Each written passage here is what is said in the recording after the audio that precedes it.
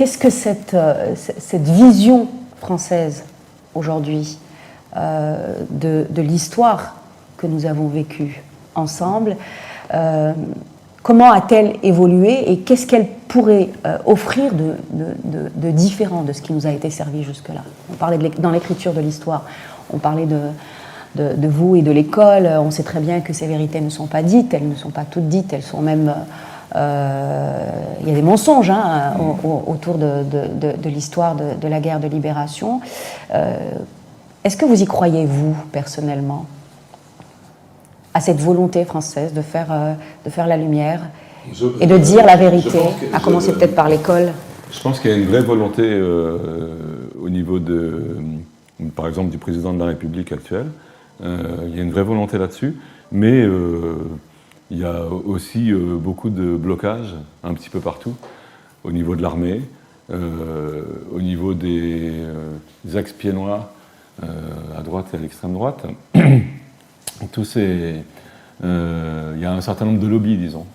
En particulier, il y a, par exemple, auprès du Premier ministre, une espèce d'officine à moitié secrète qui s'appelle le SGDSN, Secrétariat Général à la Défense et à la Sécurité Nationale, qui est un truc assez opaque, qui essaye d'empêcher l'accès aux archives, qui par tous les moyens, avec des instructions, avec des... Bon, je ne vais pas rentrer dans les détails. C'est là que ça se gère, c'est là que... en tout cas, en particulier, à cet endroit-là, il y a ce qu'il faut comme... l'histoire de l'Algérie. Mais ils ne font pas que ça, hein, mais en particulier, c'est eux qui font ce qu'il faut pour empêcher l'accès aux archives de cette période. Donc c'est assez compliqué. Disons que le président de la République n'est pas le monarque et le dictateur tout-puissant qui réussit à tout faire lui-même. Et la population. Et il est donc coincé par... au niveau de la population, il y a, dans tous les traumatismes, je pense, il y a des choses qui se répercutent sur les descendants. Et donc, ok, les gens sont en train de disparaître les uns derrière les autres, les gens qui ont vécu l'Algérie française, etc., sont en train de disparaître les derniers sont en train de disparaître, en fait. Mais il n'empêche que dans la famille, il y a une légende familiale qui se perpétue.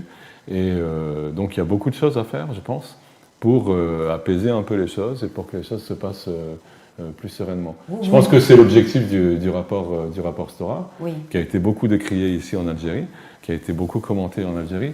Bon, on peut commenter que celui de Stora, pas celui de l'Algérie, parce que normalement, en même temps que Stora avait une commande d'un rapport, il y avait ici aussi une commande, et je ne sais pas s'il y a quelque chose qui se fait, mais pour le moment, on n'en voit rien en tout cas. Donc ce serait quand même pas mal, parce que le rapport Stora, il concerne les Français.